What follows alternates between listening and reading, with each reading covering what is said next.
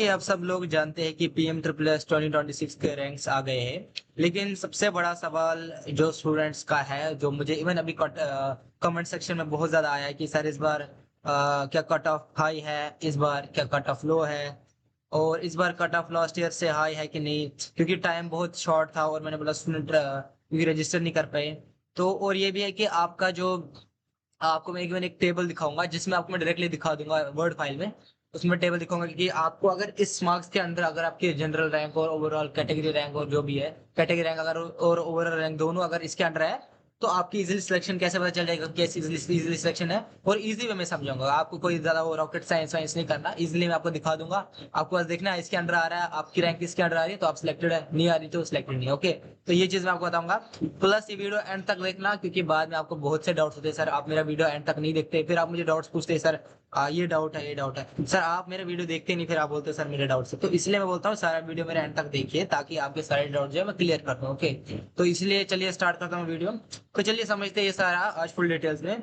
तो सबसे पहले बात करते हैं कट ऑफ हाई है इस बार की लो है इस बार। तो जब तो आंसर मैं आपको ये बताऊंगा, कट ऑफ जो है as compare to last 3-4 years, मैं कह रहा हूँ लास्ट 3-4 ईयर्स से कम है। ओके, उतना ज्यादा कट ऑफ नहीं है जितना last as compare to last 3-4 years, क्योंकि मैंने लास्ट के 4-5 साल से कंटिन्यूअसली मैं स्टूडेंट्स को गाइड कर रहा हूँ, कंटिन्यूस स्टूडेंट्स को एक बोल रहा हूँ क्या करना है क्या नहीं।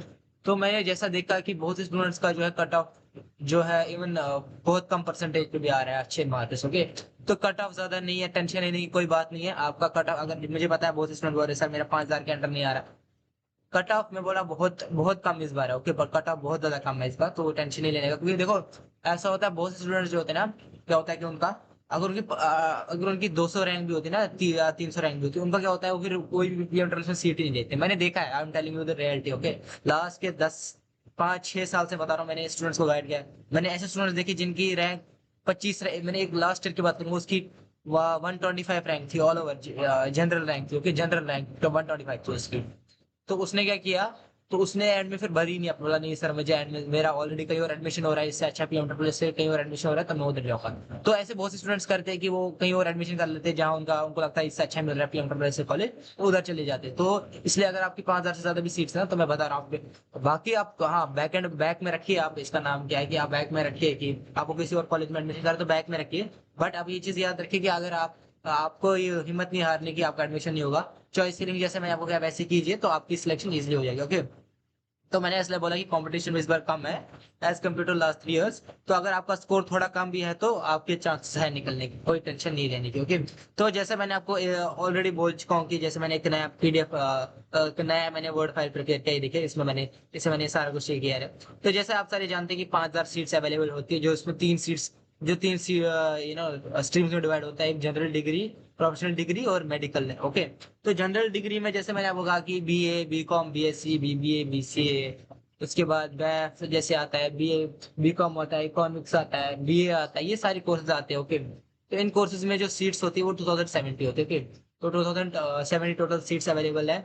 इसके बाद प्रोफेशनल डिग्री में जैसे हम बात करें तो इंजीनियरिंग, नर्सिंग, फार्मेसी, इसमें 2830 सीट्स अवेलेबल है।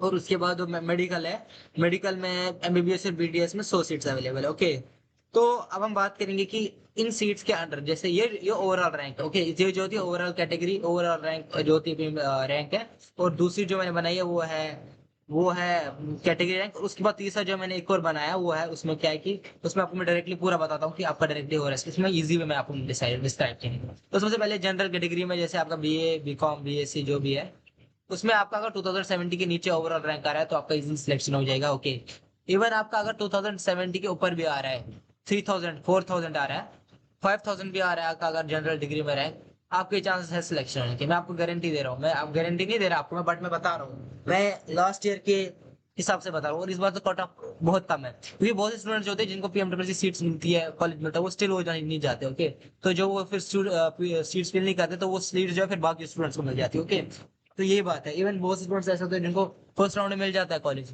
वो जब आगे फ्लोट कर देते तब उनको मिलता ही नहीं कॉलेज। तो ये भी होता है, फिर बाकी स्टूडेंट्स उनको मिल जाता है। ओके, तो ऐसे बता रहा हूँ मैं, जैसे प्रोफेशनल इंजीनियरिंग जो नर्सिंग है, फार्मेसी, तो उसमें अगर आपका रैंक 2830 के बिलो है, आराम से मिल जाएगा, कोई टेंशन नहीं लेने का, आपको मिल जाएगा। अगर आपका 4,000 रैंक भी इधर दिखा रहा है ना, तो स्टिल बहुत से चांसेस है कि आपको मिल जाए। मैं 100% गारंटी तो नहीं दे रहा, बट मिल ही जाएगा। उसके बाद मेडिकल एमबीबीएस बीडीएस से आपका 100 के अंडर आ रहा है। तो इसमें जो 100 आता है कि इसमें 100 के अंडर नहीं होता। ओके, तो इसमें क्या होता है कि आपका अगर एग्जाम्पल दीजिए, आपका अगर 1500 से बिलो है ना, तो आपका इजीली सिलेक्शन हो जाएगा अगर आपका 1500 से बिलो है। ओके, तीन चीज आप याद रखेंगे। ओके, उसके बाद जैसे मैंने बताया कि रैंक क्या है, कि रैंक वाइज होता है। एक जनरल रैंक होती है जिसमें ऑल ओवर ओवरऑल रैंक दिखती है सारे स्टूडेंट्स की, और कैटेगरी रैंक होता है जिसमें से कैटेगरी जो स्पेसिफिक कैटेगरी से आप जनरल एससी एसटी ओबीसी आरबी जो भी आपका रैंक है उसमें देखा जाता है। ओके, तो अब मैं दिखाता हूँ आपको कैटेगरी वाइज सीट सिलेक्शन जैसे मैं आपको।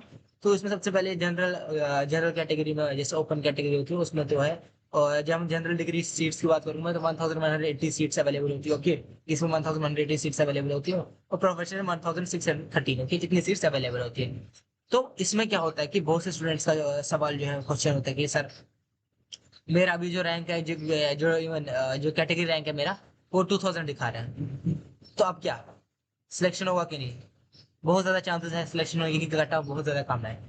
आपका फर्स्ट राउंड में आपको फोर्थ राउंड थर्ड राउंड तक सेकंड राउंड जो भी मैं अलग से वीडियो बनाऊंगा कितने राउंड्स होंगे, बट आपको वेट करना है। ओके, आपको वेट करना है कि आपका अगर ज्यादा है क्योंकि कट ऑफ इस बार कम है। बहुत स्टूडेंट मिलकर भी उनको नहीं बोल लेते हैं, तो वो भी देखना पड़ेगा आपको।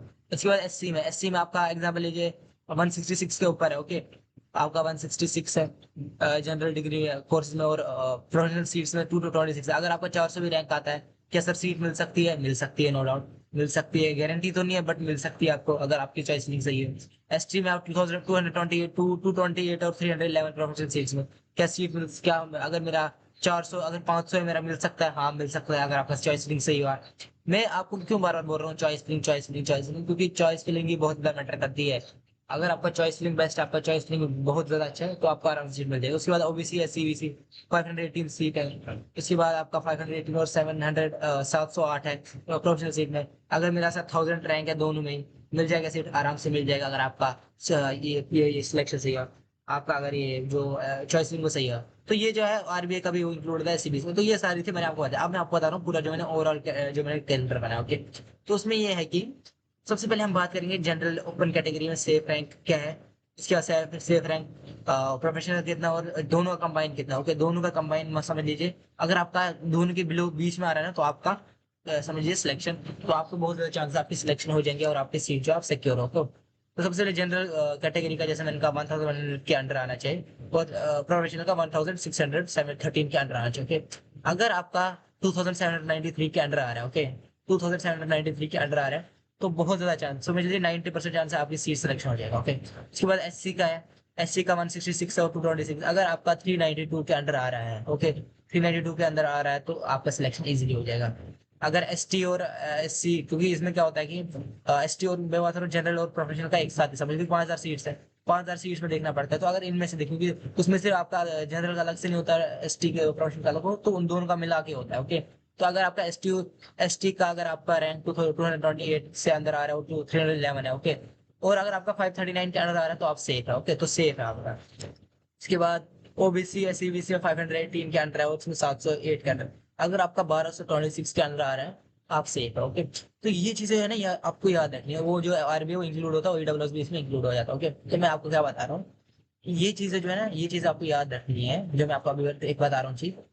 ये सारा जो ना ये जैसे आपका है तो 1600 रैंक इधर और 1100, आपका 2793 में कैसे सेफ आ रहा है? क्योंकि आपका अगर चॉइस फिलिंग सेफ होगा, अगर आपने चॉइस फिलिंग सही की होगी, अगर चॉइस फिलिंग सेफ होगी आपका आराम से आपका सिलेक्शन हो जाएगा। ओके, मैं गारंटी देता हूँ। अगर आपका चॉइस फिलिंग से अच्छा हो जैसे मैंने बताया ना, आपका गारंटी, मैंने लास्ट के 3-4 स्टूडेंट्स मैं बोल रहा हूँ, मैं लास्ट के 3-4 साल से कंटिन्यूअसली मैंने बहुत से मैंने 10-15 स्टूडेंट्स का ऐसे करा है सिलेक्शन जिनका 3000 4000 था सिलेक्शन, इधर ओपन कैटेगरी में 4000 था, उधर मैंने उनका सिलेक्शन करा है।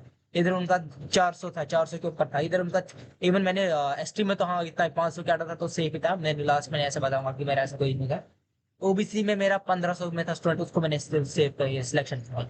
तो ये चीजें आपको याद रखनी है अगर आपका सिलेक्शन हो जाता है, तो ये चीजें आपको याद रखनी है। और अगर आपको और चाहिए वीडियोस इसके रिलेटेड, आपको बराबर चाहिए कि आपको इसके रिलेटेड चाहिए वीडियो, तो आप मुझे कमेंट सेक्शन में लिख सकते हैं, तो मैं आपका वीडियो बनाऊंगा। और अगर आपको वीडियो अच्छी लगी तो लाइक कीजिए, कमेंट कीजिए, शेयर कीजिए, सब्सक्राइब कीजिए। और टारगेट रखते हैं 10 की व्यूज का, अगर 10 की व्यूज हो जाती है तो मैं आपका सारे डाउट जो क्लियर करूंगा। Thank you.